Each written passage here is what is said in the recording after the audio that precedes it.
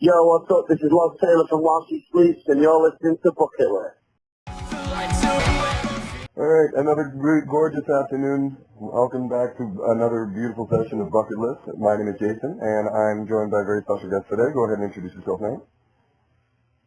What's up, guys? I'm Los Taylor from While She Sleeps.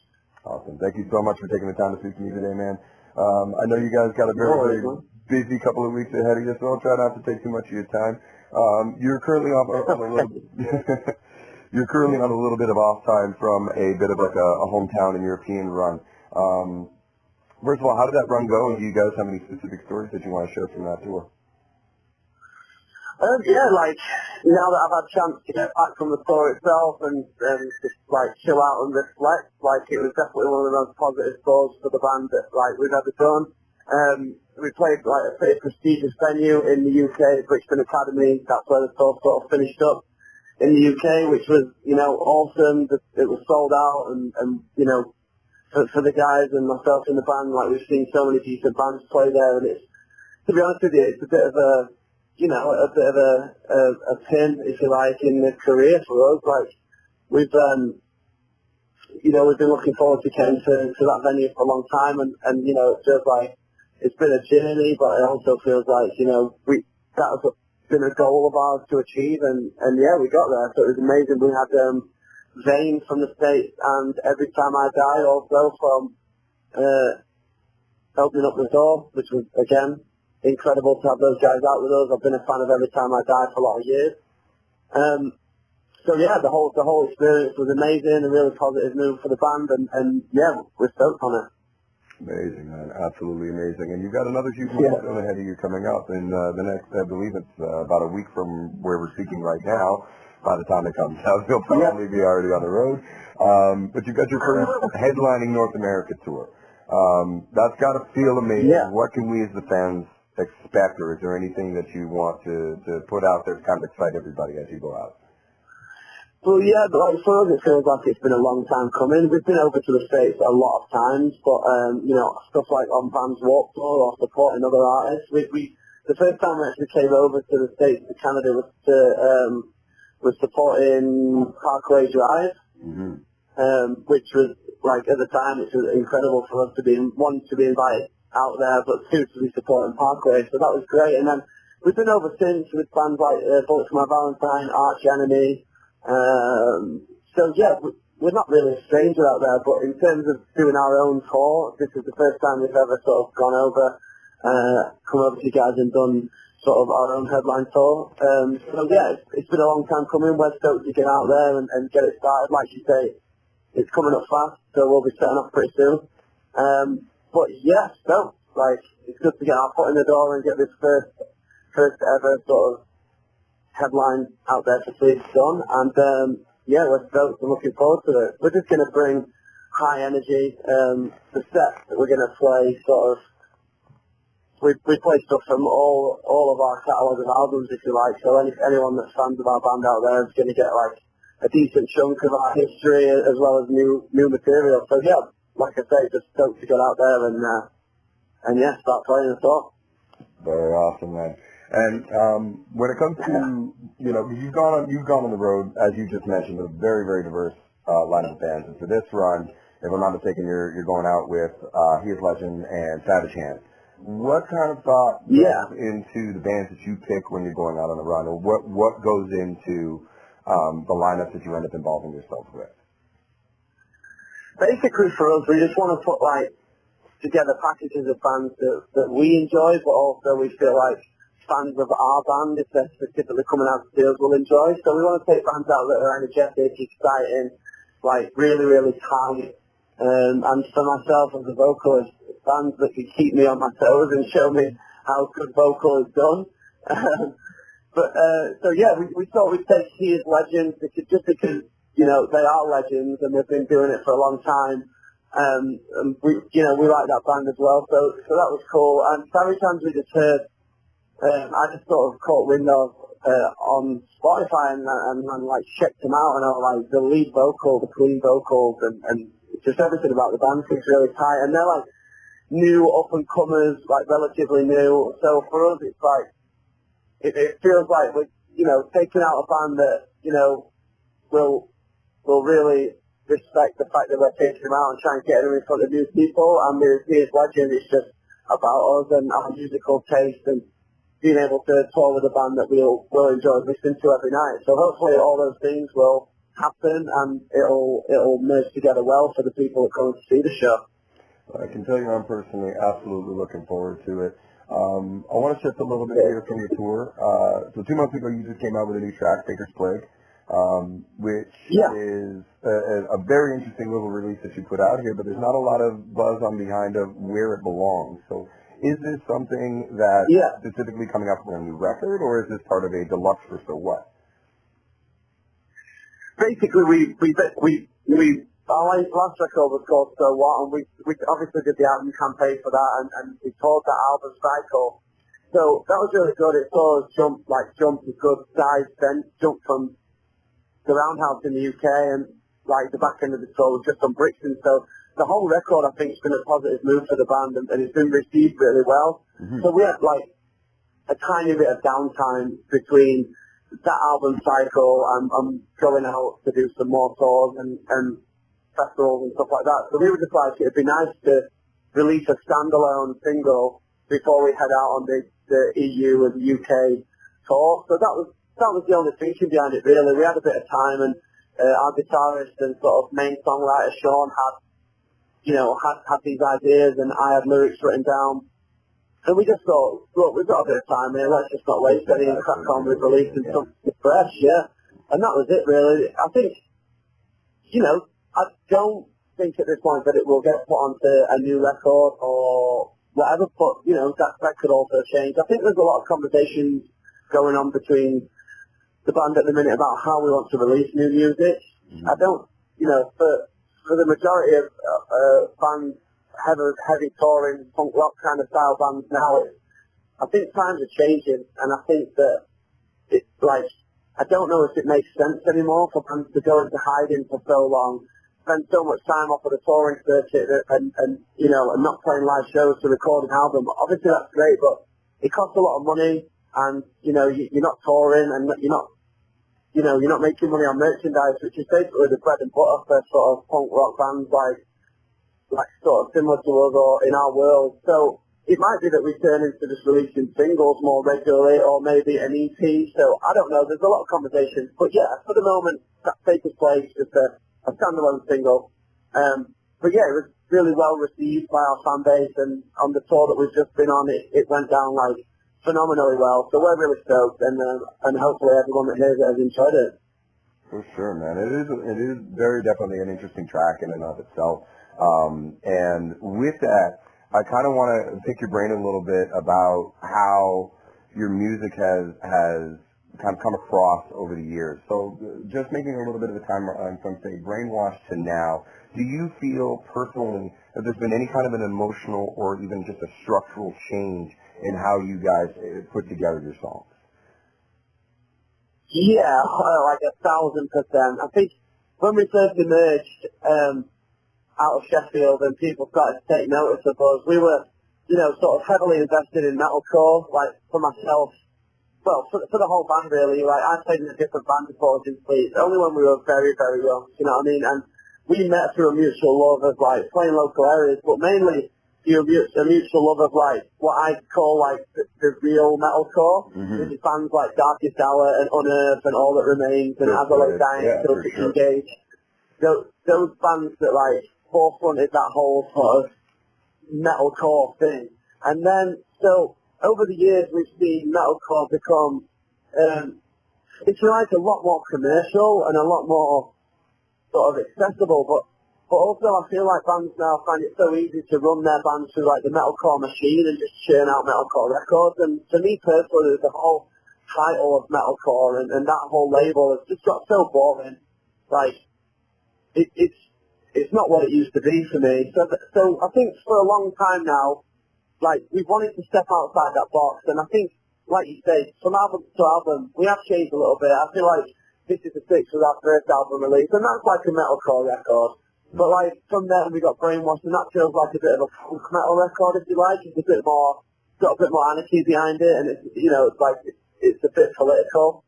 And then, so every album from then kind of changed, and we want to be the sort of band that keeps our fan base on its toes.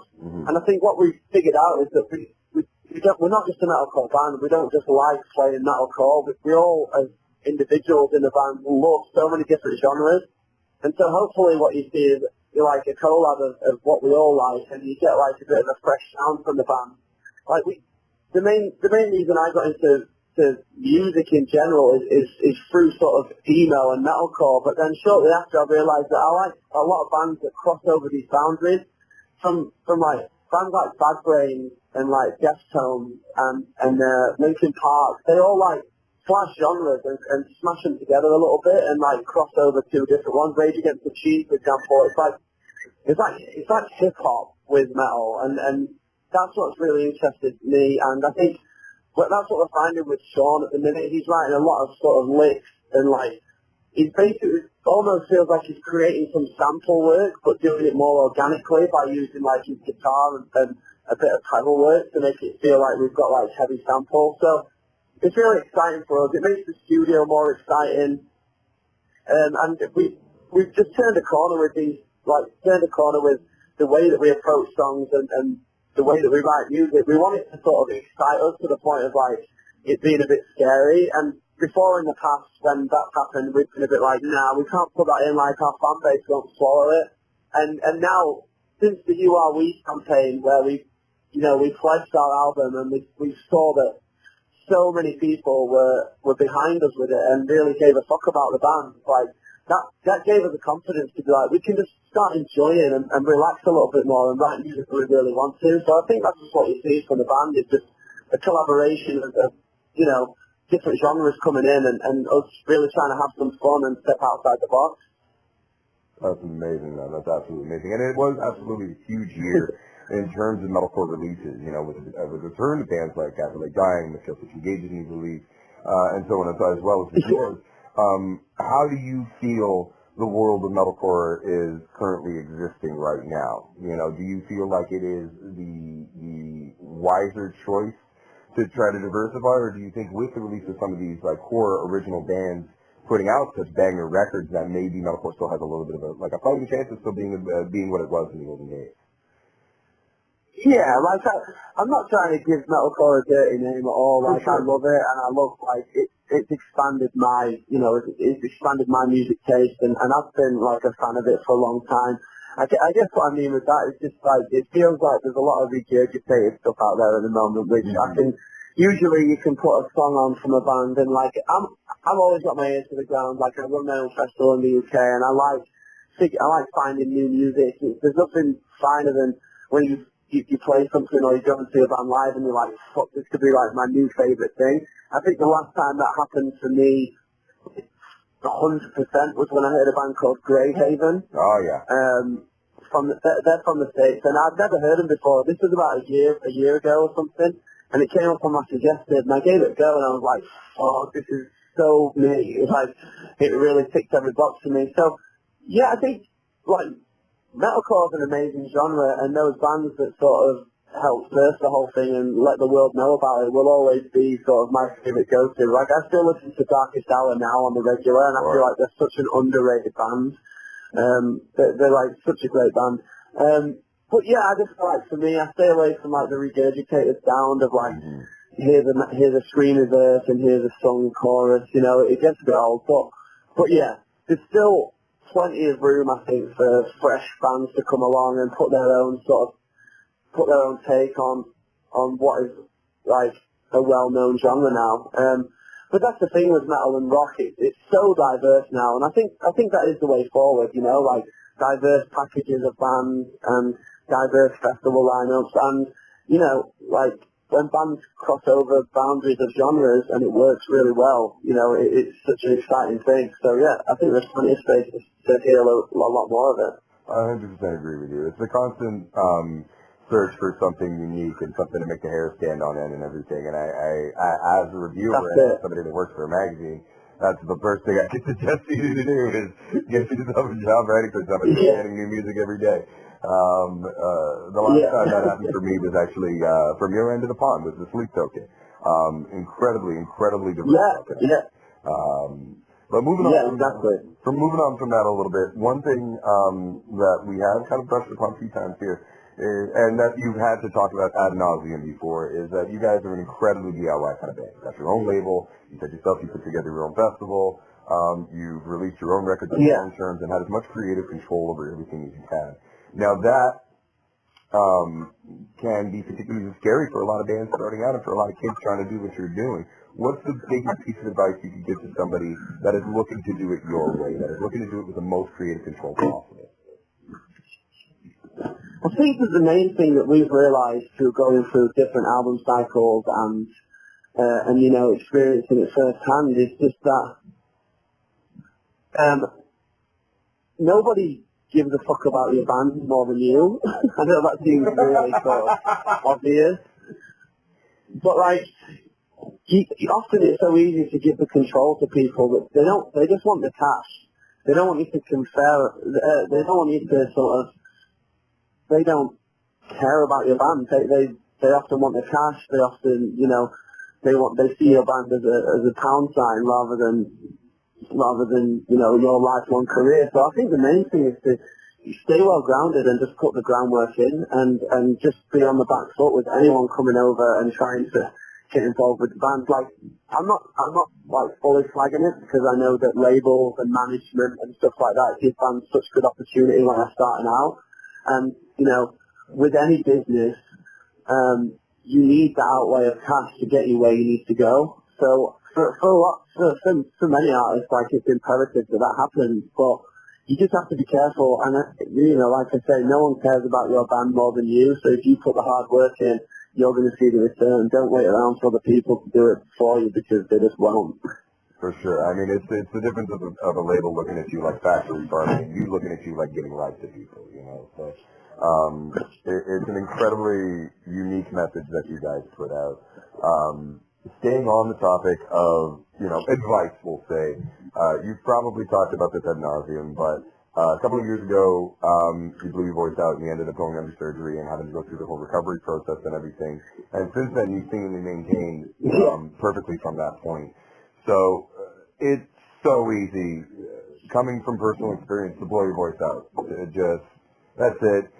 What is the thing that you can attribute to your consistent health from that point the most? What's the biggest piece of advice you can give to people to just stay away from that inevitability? I think for me personally, I've always loved the ideal of rock and roll, and you know, when you're going away on tour and other friends of yours are having to work 9-5s or don't get the opportunity to sort of travel the world with their friends in a rock band, it's like you want to make the most of it. And you know, that kind of idea of sex, drugs, and rock and roll when you're a young artist and you get the opportunity is always like, you know, that's the one thing I was like, fuck yeah, let's fucking do this shit, let's party, you know. And I've definitely learned the hard way that if you want to be a good vocalist, you have to rein that in. Excuse me. The main source of all my problems, really, I sound like I've got a throat problem now, so it's not phone.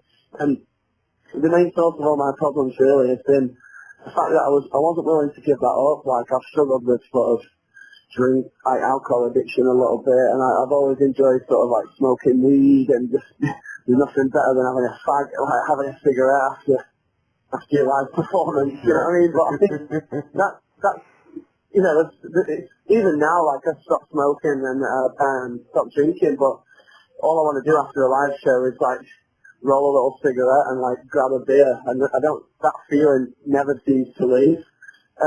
But yeah, if you want to be a serious vocal, and you need to have a professional approach, and you basically, at the end of the day, your body is going to react to how you treat it, and unfortunately for vocalists, that's just how it is. So yeah, my advice would just be listen to your body, and if you're struggling vocally, then you need to change a few things. Yeah, that's it really. For sure, man. So mostly rein in the partying a little bit and be a little kinder to yourself, which is tough advice for anybody to swallow. Now, you guys have had a great, huge career. We here at Bucketlist Music Reviews like to keep it a little cheesy towards the end here. And for my last question, I got to ask, you've done so much already. what is still left on your bucket list? What do you still want to accomplish either personally or with Walsh's Sleep or, so on and so forth? I think the main thing for us is like we've been a band for a long time now. Bucket list wise, get to the point where we're like headlining festivals would be, the dream, I guess. Mm-hmm. And to be fair, like that's not an easy achievement for anybody, having the staying power, and constantly compromising with your, the family that is the band of yours. When you've been together a long time, it can be tough, and I think it's testament to any band that can stay together how close they actually are and the respect you actually have for people. So yeah, I would just say like let's hopefully the longevity of the band is the main thing. Hopefully we can keep doing this until we can decide it's an ending rather than anything else stopping us. And yeah, hopefully we'll just keep growing and hopefully you'll see us headlining some big fest at some point. For sure, man. And what's the fest that if you could headline any festival and die the next fucking day, which one would it be? Alfest. Alright. Well, let's hope I don't know, just up in croquet. Yeah, that's it. Alright, well, Laz, I really can't thank you enough for taking the time with me today, man. I think we're taking enough of your day. We here at Bucketlist appreciate it more than you can imagine. Have yourself an awesome day, and take care. Thank you so much, bro. Appreciate your time. For sure. Speak soon. Yes, absolutely. Bye, buddy.